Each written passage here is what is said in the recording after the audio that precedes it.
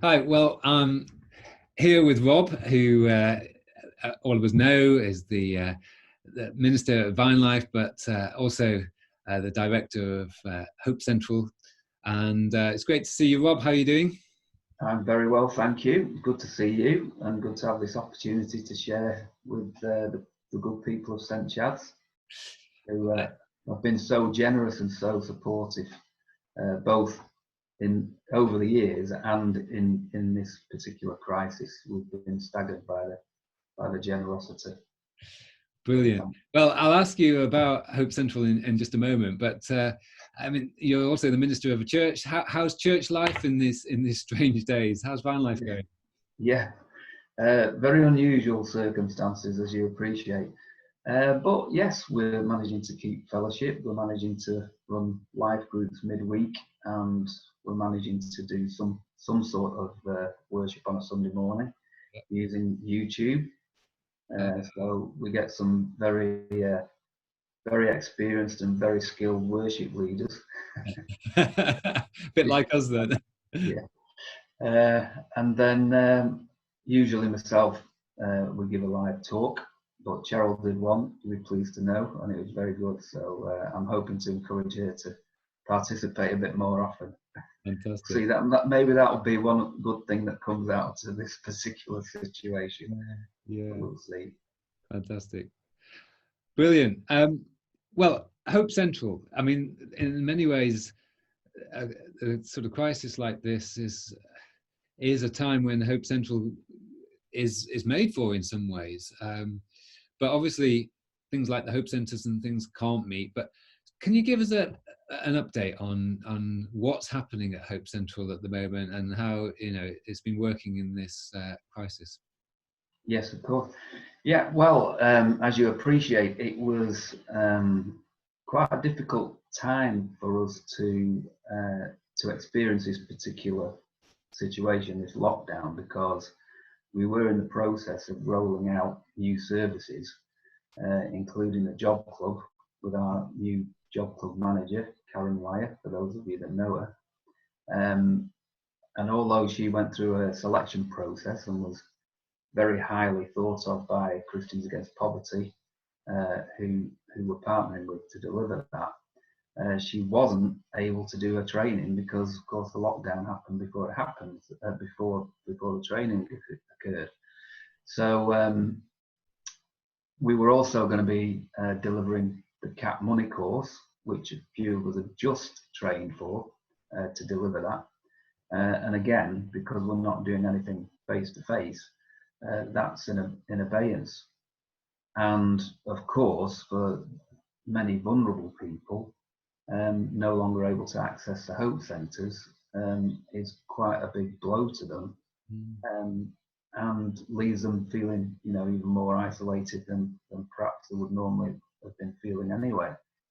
So that's been a big change for us, and a situation that's fairly difficult, really, to cope with as an organisation. But we have been keeping in contact with people through phoning them, offering support to them as they need it, checking whether they need food support, emergency food support, praying for them if they want us to pray for them, and just really trying to keep the lines of communication open, so that they have that fellowship with other people, and that support, which is so important. On the food bank side of it, as you can imagine, things have been very busy. Just to give you some figures, in February we supplied hampers for 50 odd adults and 40 odd children. In March that had increased to 164 adults and 178 children, and in April up to last week we'd already delivered food for 209 adults and nearly 200 children. So you can see that there's a very substantial increase in the need there. But we have been very blessed by people from St Chad's, for example, who have given us considerable support both in terms of their general support and in terms of donations. So we are managing to cope with that increased load. And in spite of the fact that we're missing some very wonderful volunteers because they're in an age group where they really need to isolate more fully, we have had sufficient volunteers and the staff, of course, to get those hampers delivered. Yeah. So the good news is that it's working to a great extent. The bad news is that I'm convinced that there's still a lot of people out there who are in need, who, for whatever reason, are not accessing the support that's available either through ourselves or through other means. So, as a prayer point, I would say, pray for those people that they would find the help and support that they need, whether it be through us or through other means. So, and practically, if anybody's watching this who knows somebody who is in need, they should contact us. Absolutely, absolutely. We generally work, as you appreciate, through a referral process. So we have the social services and the reablement teams, doctors and so forth, referring people to us. But particularly in this current climate, if we get referrals from anybody, basically, we're going to do everything we can to meet those needs. Yeah, yeah. And thank you for the work that you're doing. Can you give us any specific stories that have been an encouragement over these last few weeks? Well, yeah, we've had quite a lot of feedback. For example, here's a client. Thank you so much for the food hamper. We're so grateful for the support during this time. As my partner is self-employed and has no earnings, this has really helped, and we would like to thank everyone involved. We honestly don't know what we would have done without it. This is from somebody that refers on a regular basis for us. Our families have needed support for many reasons, due to self-isolating, difficulties with benefits, or loss of earnings due to no longer being able to work. The referral process is easy, and the response from Hope Central has been amazing, with families receiving hampers on the same day as referral or the following day. This is a much needed resource for all our communities to be able to support the most vulnerable families. Thank you. That's a couple of people that have either referred hampers or received hampers. But we've also had some amazing feedback from people who have been supported just through phone conversations. As you can appreciate, isolation is a massive issue for most of us at the moment, but for people who are vulnerable, even more so. There's one particular guy who we contacted because he had sought help in the past through the Hope Centres, to find out that he was struggling because he'd not received benefits since November. He himself is being treated for cancer and is unable to work because the chemotherapy is just making him too ill to work, and yet he's not received benefits since November. And at this stage, he was getting to the point, his depression was such that he was getting to the point of even thinking suicidal thoughts.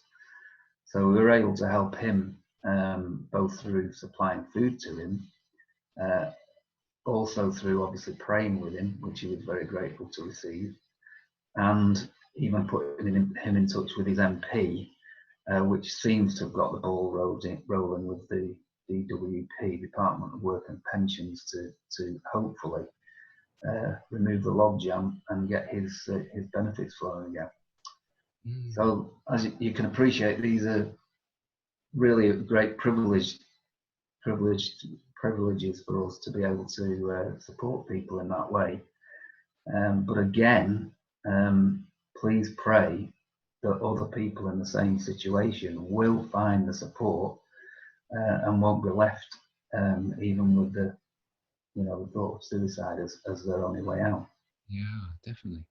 That's an amazing story. Thank you. And it's great to hear some of the feedback, but also just the work that's going on in general. And that's not just here in Handforth and Wilmslow, is it? That's in Macclesfield and in Knutsford as well. So it's Yeah, that's right. That's right. We've got some amazing people that are carrying on this work in difficult circumstances. So we've got Julie over in Macclesfield, who is on a daily basis coming to collect food to distribute in Macclesfield. Ian Robertson over in Knutsford is working with the Welcome, which is a community cafe there, to be a hub really for people to come and collect food from. And of course our wonderful team who are operating out of the church hall at St Chad. So your church facilities are being used even in its current circumstances. So Carol particularly is coming in and opening up and collating hampers, and Hayley, who you may not know, has kind of relocated from helping at St Bartholomew's, along with our staff, Jill Williams, who's putting in a lot of work, and Chris Murr's been delivering hampers as well, and Karen Wire's been getting involved. She came up the other day just to clean some freezers, would you believe, so that we can begin to take chilled food from FareShare and add that to what we take out in the hampers. Brilliant. And I know Anne's been working away in the background with all the referrals as well. Yeah, Anne is the key worker. She keeps everything moving. Brilliant. Well, thanks, Rob. We'll be praying for all of that work, for the people who are in contact on the phone, and for the people in need, really. And it's great to get a bit of an update. Thank you for that. Just to finish with, then, maybe one or two key prayer points and how we can support you. Yeah. So I think, as I've mentioned, the big one is that people who are in difficult circumstances, particularly with mental illness, depression, and so on, that they would find the support that they need. If it's through us, that's fantastic. But if it's through other means, then that's great as well. Pray that we will be able to keep our Christian uniqueness and our Christian ministry flowing through it all as well. That it will not just meeting people's emergency physical needs, but we also want to meet their spiritual needs by praying with them, by where possible introducing them to Jesus if they don't already know him, and building their faith, encouraging them if they do have that faith. That's really important.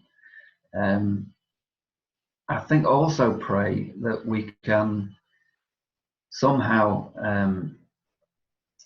facilitate our Hope Centre services through remote means. So whether that be through Zoom conferences and that kind of thing, or just through telephone conversations, that we can actually provide that social outlet, social connection, which obviously we're all struggling with at the moment. I think those would be the biggest prayer points. Brilliant. Well, thank you for your time. Thank you for talking to us, and thanks for all you're doing. And we'll be praying. Thank you for your support. God bless. Thanks a lot.